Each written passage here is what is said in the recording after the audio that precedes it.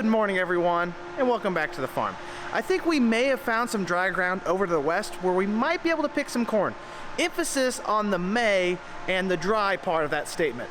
Actually, now that I think about it, right now dry is kind of a loose term. Maybe I should say passable. We'll probably keep a chain on hand just in case things go sour. As of right now, it's looking like we're gonna have the green light to move over that way. The auger's already over there at the bin site. We gotta move the drive over and of course our harvesting equipment. Let's get to it. All right, I'm back another inch. I'm projecting that it's going to be a 2 combine day. Old Marto, the boss man's headed west with the 780. I'm gonna go grab the grain cart and we'll see what happens. We already had our first fiasco of the morning, or mishap. Dad in his non-rushed, calm, harvesting state drove over with the auger this morning and had the pins for the drive over pit. So, it's pins it is. There's no doubt that having 2 big augers is not extremely useful because we can leave the one set to the bin that we were working on here at the main farm, and then we can take the secondary one wherever we want because we're flexible. We got 2 pipes to deal with.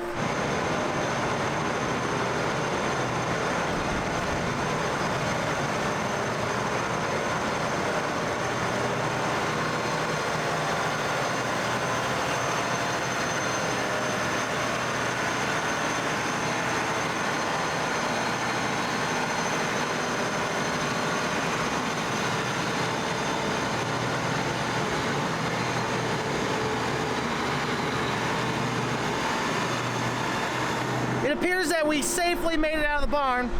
I didn't check to see if we broke anything, so can't technically be anything wrong. That being said, gotta get my junk out of the pickup truck, my drinks, my food, get in the tractor. We're headed west.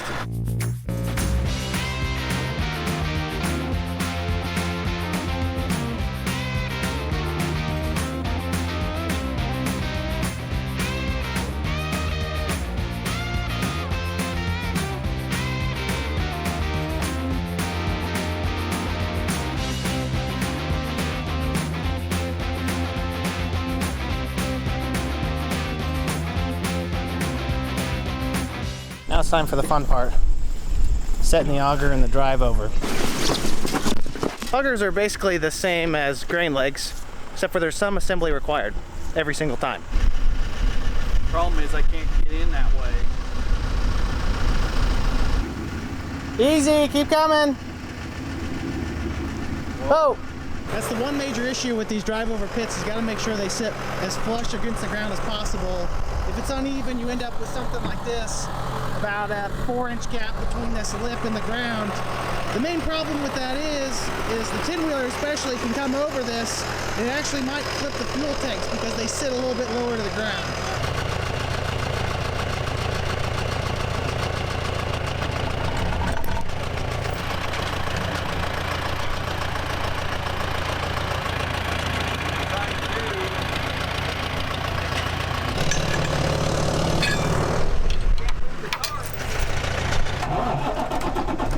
Stop at the fuel barrel.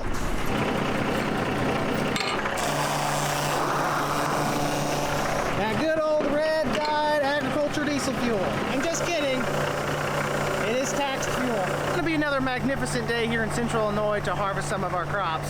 Sun shining, not a cloud in the sky, nice breeze, and about 70 degrees. That being said, it's pretty close to time for me to disrobe out of this awesome aTrippyFarmer Yield logo sweatshirt. If you're interested in supporting the channel by buying some merchandise, check out the description down below. Partner with Farm Focus. All of our gear is pretty sweet. Thank you all for your support.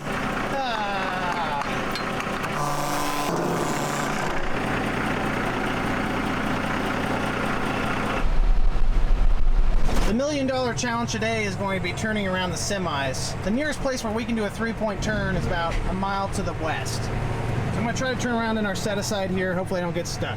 Violating one of the major sins of trucking, and that's an unnecessary amount of backing. Not that I really should be complaining based on my current physique, but I got to walk back to the bin site and grab the grain cart. Who knows, maybe a little Saturday morning exercise could do me some good. If not for my body, possibly for my soul. We're hoping to possibly jog over and cut these beans tomorrow if the ground's dry enough. Pods popped right open. Don't even have to put the beans in my mouth now to see they're wet. If you can squish them in your fingers, they're probably higher than the teens and moistures. May need another day or two to dry out. Whew. I think I earned myself one of my 10-15 minute breaks a day that I worked into my union contract here on the farm. That's a lot of work walking a half a mile. Usually just sitting in the tractor all day, so physical fitness is not really that important to my job. Supposedly Katie's on the way with the S670. I'll believe it when I see it, but we're gonna hit the ground running. Should be a good day of picking corn, unless we get stuck. Well, both combines are at the field now. We're hitting it full speed, and I feel like I'm running uphill in the grain cart right now. If not running, maybe sprinting is a better term to use, because it's difficult with one grain cart to keep up with 2 combines and decent corn. But that's why they pay me the big bucks. Actually, they don't, but I just do my best anyways.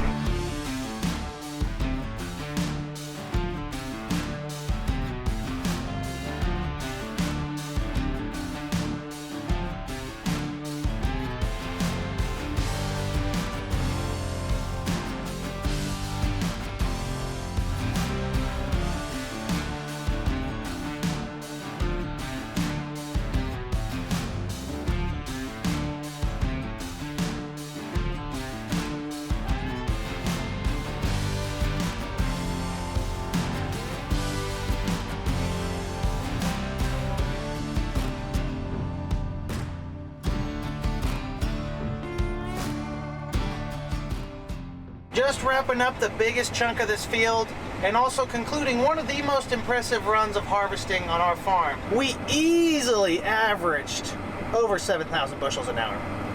That's probably really impressive to some of you and very underwhelming to others. That's great for us though. Seems like in farming and really anything in the world, there's always someone smaller than you, and there's always someone bigger. Our only obstacle in that harvesting window was distributing our lunch rations for the day. That slows things down a little bit. We were just about to catch the truck, so it was perfect timing. I'm actually really shocked. This field was a lot drier than I thought it was gonna be. Really not sinking in much anywhere. We ought to throw an asterisk on that statement.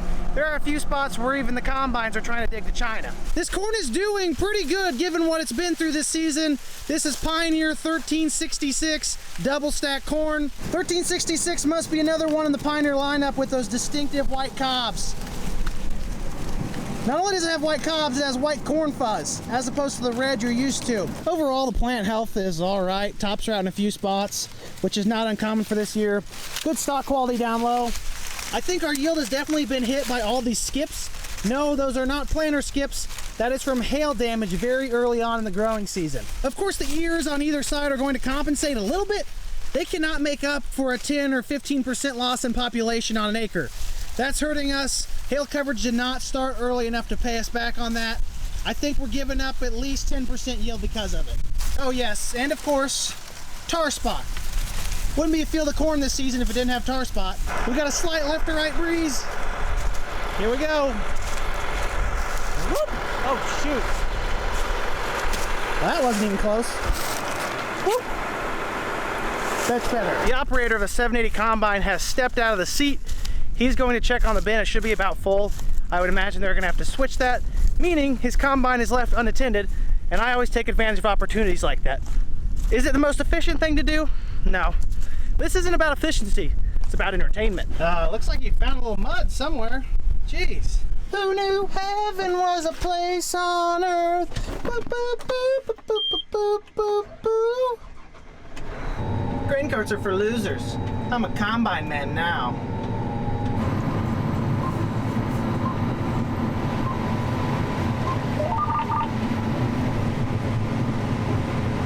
We're picking corn. As with about every farm and crop this year that we've harvested, the high ground is going upper 2s, the low ground is in the low 2s, if not having a 1 in front of it. Moisture is the biggest difference maker.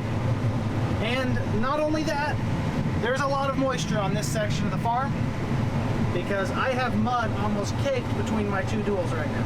High 17s for the moisture, there's an 18. According to the combine, the dry yield is 240. I'd say it's probably high 220s, if not low 230s. Been keeping track of that with the grain cart scales though, so I will be able to verify that at the end of the field.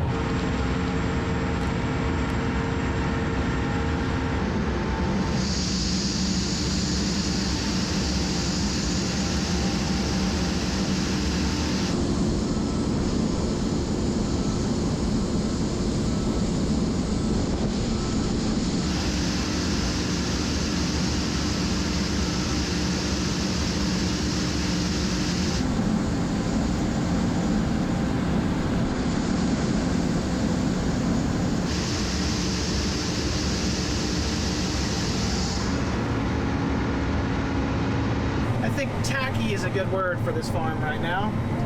That is indeed standing water. I've got a surefire way for all of you back at home to know how wet it is. If you are drifting when you're turning, it's probably very wet. Now I know that's a highly scientific method to tell, but I'm sure you can do those studies on your own. Yeah, I think a case could be made for this farm needing some tile. I've even brought the grain cart to this side of the field because it's so wet. If the combine does that, imagine what that big old high ground pressure grain wagon. I'd be dragging ruts across the entire field. My sister and I have decided to not get the combines completely full before we go to dump. Seems to alleviate the problem a tiny bit. Not completely, but it makes it a little bit better. It's safe to say that they're set up to the new grain bin because the boss is back and commandeered his combine back from me, who's also commandeering it from him.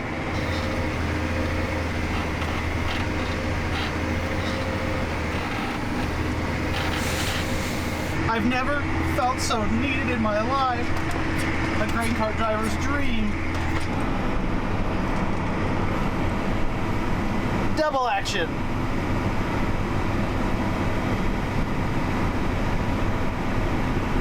Do I get double pay for this part of my day? I'm doing twice the work at once. Surely I deserve compensation of some kind. We're literally just moving on the other side of this ditch right here. But since I'm such a nice grain cart driver, I'll pull this semi over there for Jeff so he doesn't have to walk all the way back to it. Oh!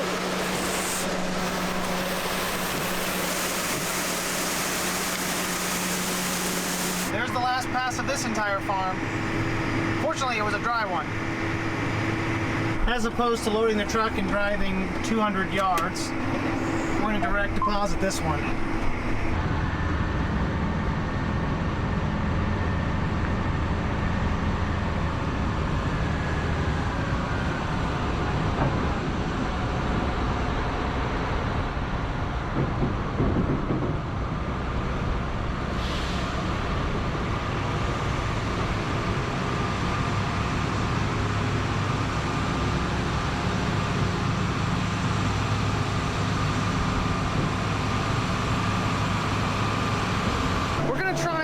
Soybeans here while we're here. I'm not sure if it's going to work or not. Dad's putting the knives in. I'm going to change the feed accelerator belt. Gosh, that thing is wildly inconvenient.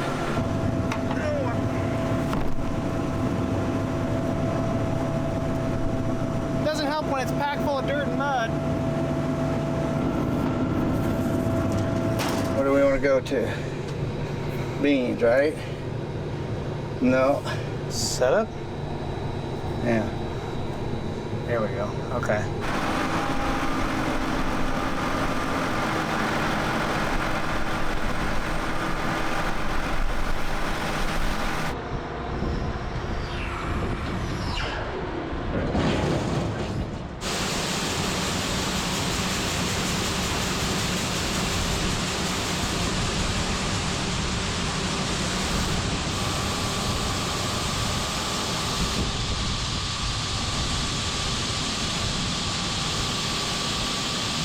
Not exactly what we'd call dry.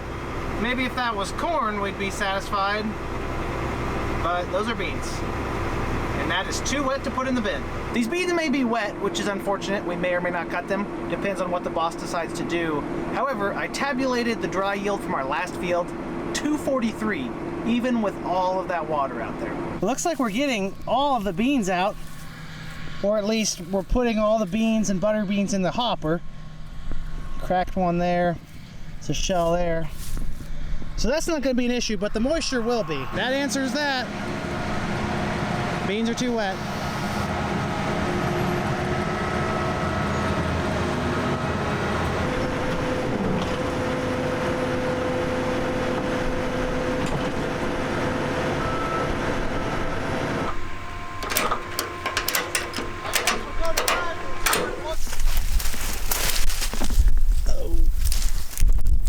Up right off. Is it dryer? No, those are drier. Probably 14%. All right, here's the game plan. We're taking a little bit of a pivot step because these beans won't cut We couldn't find any corn to pick around. Right to the north of the field we picked yesterday in the mud, we have a small field of soybeans that we think are gonna test moisture-wise. Katie went over with the draper. Dad's picking his corn head back up on the 780, taking it back home. He's gonna unhook it. I'm gonna take the grain cart. We're gonna cut a sample. Hopefully they go. If not, we're gonna be out of work for the day. A little bit of a farm country traffic jam here. Hopefully we can squeeze by. There goes the combine and the draper. For the sake of simplicity and the off chance that these beans don't cut, I'm gonna stay here and wait. I do finally have some good news for you all. Those beans are testing about 14 and a half. We're fine sitting them to the elevator at that moisture, so we're gonna move that way. We're actually gonna shut the 670 off here where we were over to the west picking corn. We don't think with how small that field is that we really need it. I'm gonna wrap things up here, take our power cord with us because people seem to really like nice, thick 220 volt drop cords.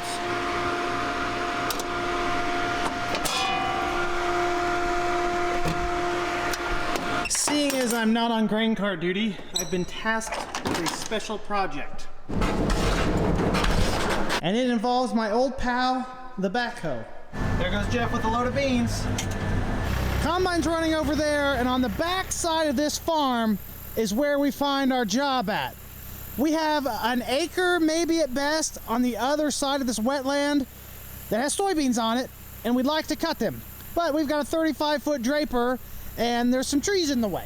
Given that information, I'm sure most of you can guess what we're here for, but we're gonna go along here and widen this out. That way the combine can get to the back and cut those beans. Is it even really worth our time to go through all this trouble to go cut less than an acre of Deere ravaged soybeans with trees all around them that probably won't yield much? No, but it's the principle. We planted it, we're gonna harvest it. The combine driver can be grateful that the only thing I'm better at than running the grain cart is destroying things.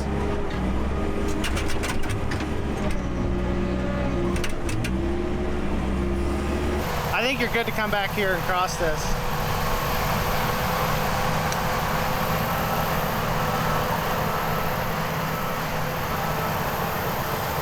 It is extremely rough, so go really slow the entire way. There's just random holes everywhere. That crossing is not as firm as it looks.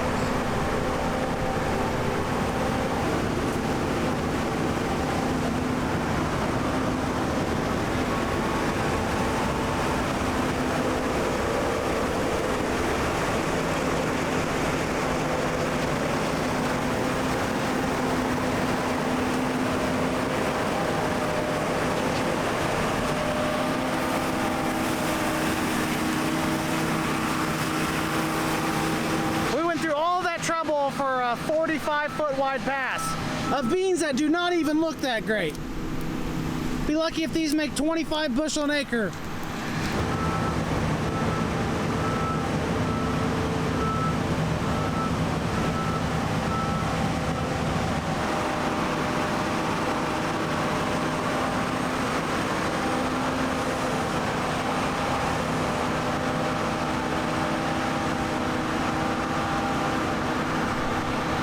They must have been too wet. The real humorous part about this is that we had more to lose by coming back here to cut this measly amount of soybeans than we did to gain. That combine got hung up there, we caught a tree with the draper, caught a tree with the grain tank. Could have cost us a lot more money. But, like I said, we aren't just gonna leave them out here. I guess we'll come back for them later, or leave them for the deer, I guess. They've already had their way with them. I would venture to say that there's probably at least one hunter here in Paradise Township who's gonna owe us something for their 18-point buck they get. Not that there's a lot of 18-point bucks here, but metaphorically speaking, because we are feeding the deer. That's all right. They gave me something to do. Alrighty folks, seeing as we can't find any more dry fields or soybeans to harvest, I think we're gonna have to pull the plug for the night. That's more than enough farming for one video, and especially more than enough mud. We seem to be on a messy spree as of late. Every harvest is different though, you never know what you're gonna get. That being said, I really appreciate you all tuning in. Like the video if you enjoyed it, subscribe if you want to see more, and comment down below if you have any questions. You know I love to talk about farming. Have a great day everyone. Peace!